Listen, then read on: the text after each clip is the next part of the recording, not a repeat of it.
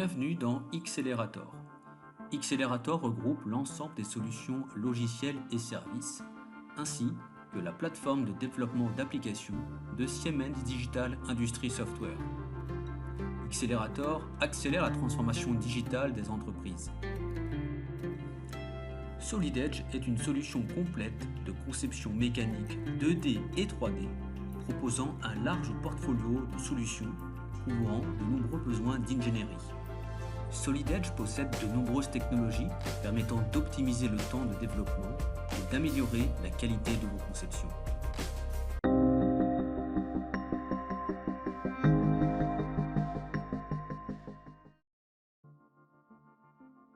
Aujourd'hui, nous allons nous intéresser à ce nouveau sujet et voir étape par étape comment transformer un plan 2D en modèle 3D dans SolidEdge.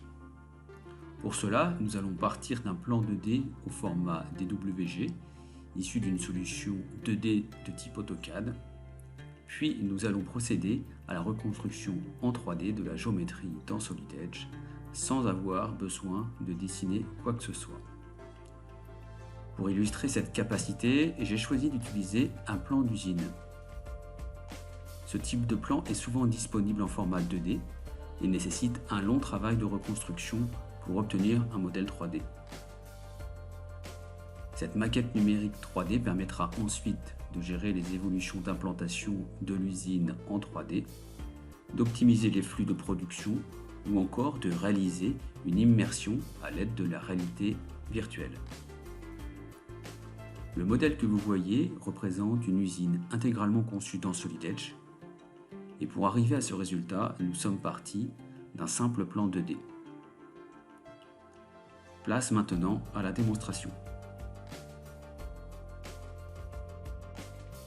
Pour commencer, nous ouvrons le plan 2D DWG.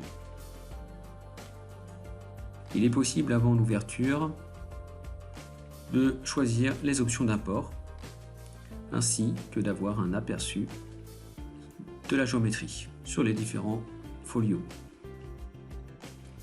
Nous avons la liste des calques disponibles et pouvons paramétrer l'ensemble des options relatives à l'import. Une fois terminé, nous ouvrons le plan. Le plan est composé de deux feuilles. La première feuille représente l'usine avec l'ensemble des équipements, des convoyeurs, des machines, des robots. La deuxième feuille, quant à elle, représente uniquement le bâtiment sur 3 vues avec les principales dimensions. Ces 3 vues vont nous permettre de reconstruire en 3D le bâtiment. Pour cela, nous utilisons une commande permettant de récupérer la géométrie ainsi que la cotation sur le modèle 3D. Il suffit de définir l'échelle du modèle ainsi que l'orientation de chaque vue dans l'assistant afin que le système bascule l'ensemble des vues en esquisse sur le modèle 3D. La sélection des vues via l'assistant permet à SolidEdge de placer automatiquement les 3 vues sélectionnées. On peut à tout moment déplacer l'une des vues. Ici, je déplace la vue de dessus pour la positionner au niveau du sol afin de créer le sol du bâtiment. Il suffit de sélectionner une zone pour que le système propose d'ajouter de la matière. Pas besoin de connaître les dimensions du bâtiment, il suffit tout simplement de s'appuyer sur les points clés pour réaliser une extrusion jusqu'au point sélectionné. À l'aide des entités 2D, il devient extrêmement simple de venir reconstruire le bâtiment. Ici, nous allons procéder à la reconstruction de l'estrade par une simple sélection par boîte englobante, en indiquant la direction et en s'appuyant sur le point clé pour venir déterminer la hauteur de l'estrade. Le système crée automatiquement la géométrie associée. Nous pouvons remarquer que les cotes passent du code couleur marron au code couleur bleu, ce qui signifie que la cote est de nouveau opérationnelle et peut être modifiée aussi facilement que ceci. Passons ensuite à l'élévation des murs à l'arrière du bâtiment.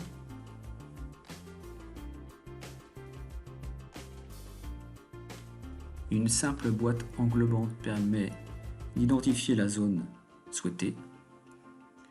Il est possible également de soustraire des zones non voulues.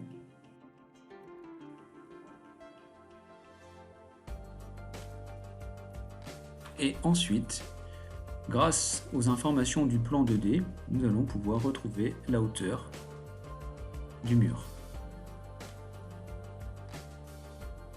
Passons ensuite aux ouvertures représentées sur le plan sur cette vue.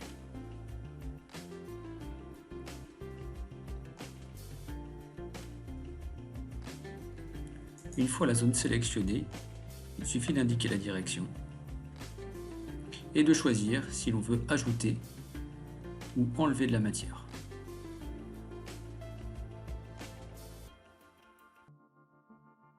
De la même manière, je sélectionne l'ouverture des portes, indique la direction, l'ajout ou l'enlèvement de matière et la profondeur. Dans ce cas-là, si je ne souhaite pas ouvrir la première cloison, je peux à tout moment venir, par une simple sélection, supprimer ces ouvertures. Il nous reste maintenant quelques élévations à faire. Il suffit de sélectionner les zones souhaitées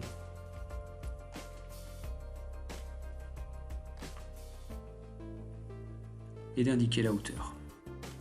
Maintenant, pour réaliser l'escalier sur l'estrade, nous avons besoin de récupérer les informations d'une des vues. Il est possible à tout moment de déplacer une géométrie afin d'utiliser des entités d'esquisse.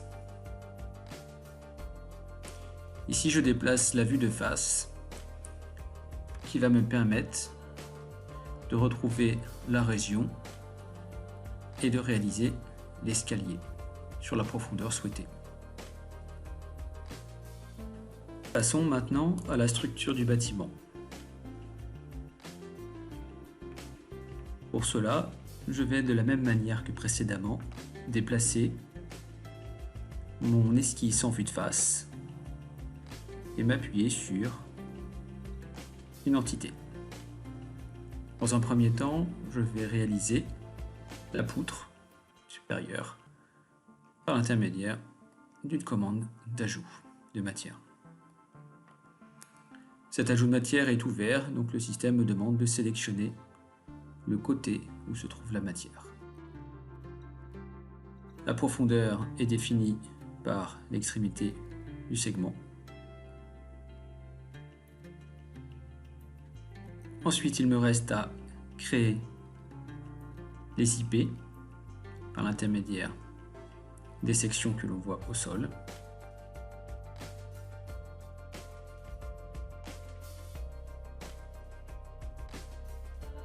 Une simple sélection, un ajout de matière et le premier ensemble est créé.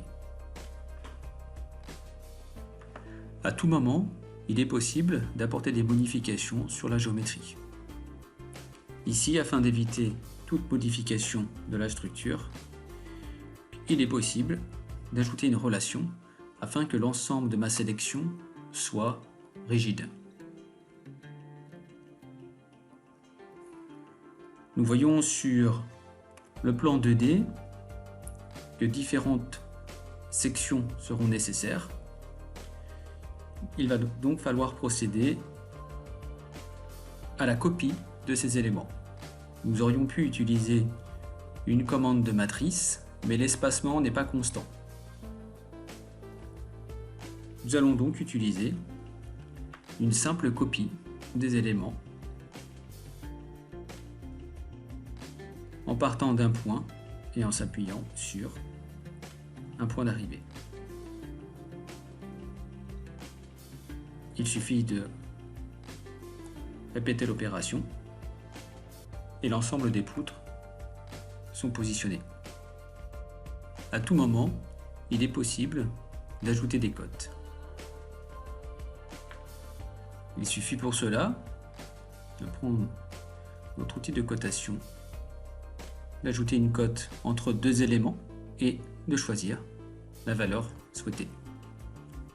Maintenant que le plan est reconstruit en 3D, nous allons pouvoir apporter des améliorations et des modifications.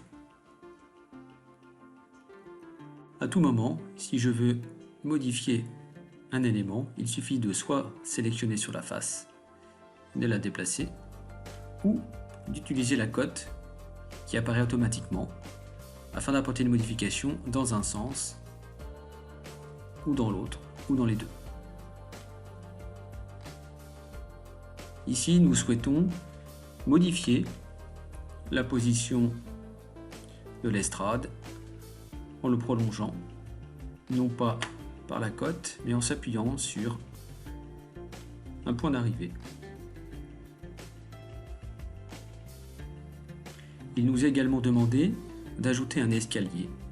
Rien de plus simple pour cela, il suffit de sélectionner la géométrie et de la dupliquer à l'aide de la touche CTRL.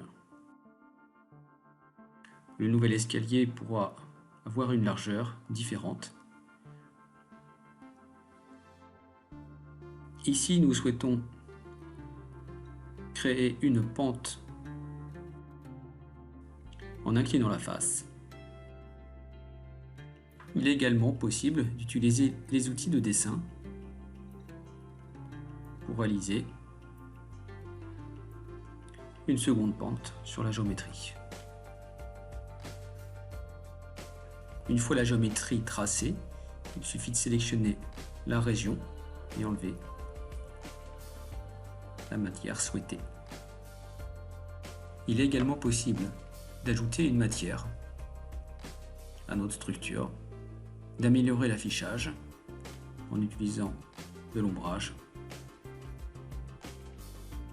Le modèle est à présent terminé. Voilà comment passer d'un plan 2D à un modèle 3D complet en quelques minutes. Merci de votre attention et à bientôt pour une prochaine présentation.